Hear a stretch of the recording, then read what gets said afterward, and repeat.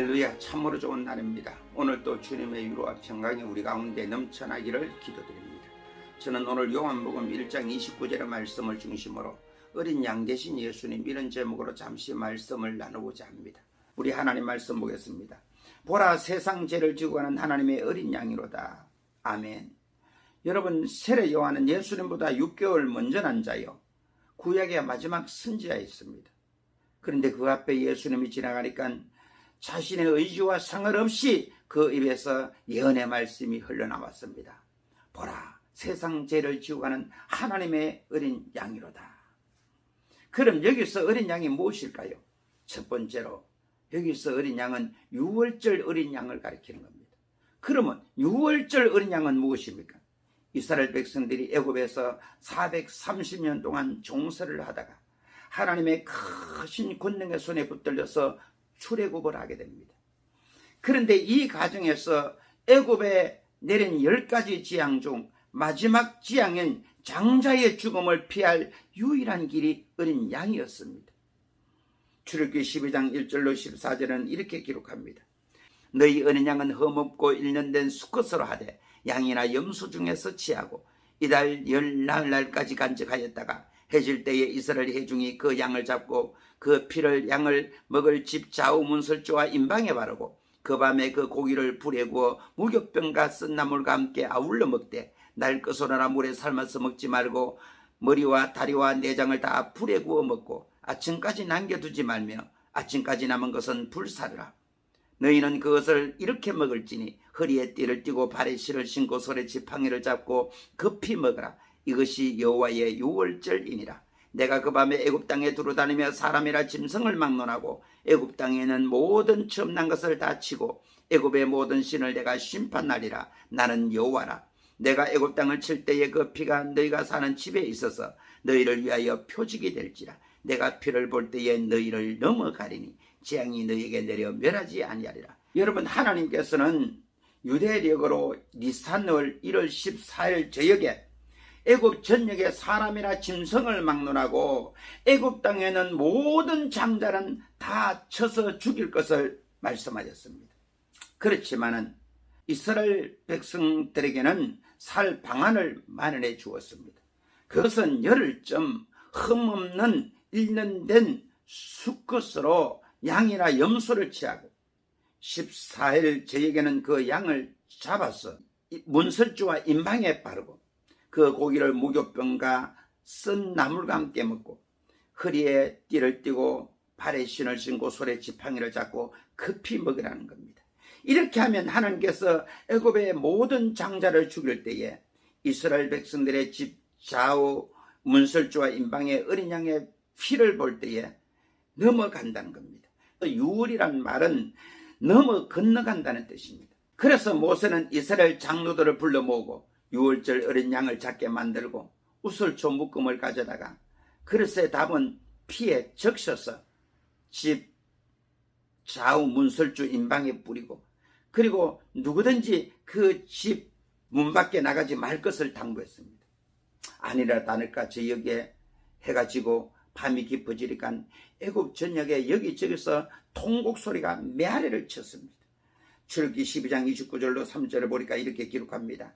밤중에 여호와께서 애굽 땅에서 모든 첨난 것 곧 왕위에 앉은 바로의 장자로부터 옥에 갇힌 사람의 장자까지와 가축의 첨난 것을 다 치심해 그 밤에 바로와 그 모든 신하와 모든 애굽 사람이 일어나고 애굽에 큰 부르짖음이 있었으니 이는 그 나라에 죽임을 당하지 아니한 집이 하나도 없었다. 여러분, 장자가 없는 집이 어디 있고 첫 새끼가 없는 짐승이 어디 있습니까? 그러니 애굽 전역에 사망의 그림자가 들이오고 모든 백성들이 통곡하고 울부짖습니다. 그래서 이스라엘 백성들은 당당하게 애굽의 사람들에게 은금 패물과 얼복을 구하고 그거 취하여서 출애굽을 하게 되었던 것입니다. 두 번째로 출애굽 이후에 속죄 제물이 된 어린 양에 대하여 알아보겠습니다. 하나님께서는 출애굽 이후에 죄를 지은 이스라엘 백성들이 하나님 앞에 나올 수 있는 길을 각종 제사를 통해서 열어놓았습니다. 레위기 17장 11절에 보니까 육체의 생명은 피에 있음이라 내가 이 피를 너희에게 주어 단에 뿌려 너희의 생명을 위하여 속죄하게 하였나니 생명이 피에 있으므로 피가 죄를 속하느니라. 그 중에 하나가 상번제입니다. 아침 저녁으로 어린 양을 잡아서 제사를 드림으로 하나님과 화목을 이루고 하나님과 교제할 수가 있었습니다. 안식일은 아침 저녁으로 2마리씩 어린 양을 잡아서 속죄 제물로 드렸습니다. 그러나 이것은 온전한 제사가 될 수 없습니다.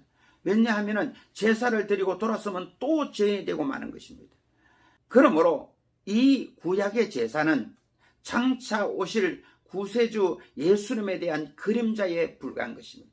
세 번째로 참 어린 양 되신 예수님에 대해서 한번 알아보겠습니다. 예수님께서는 공생을 마치신 후에 12제자들과 함께 마지막 유월절을 마가 다락방에서 성만찬으로 지키면서 이렇게 말씀하셨습니다.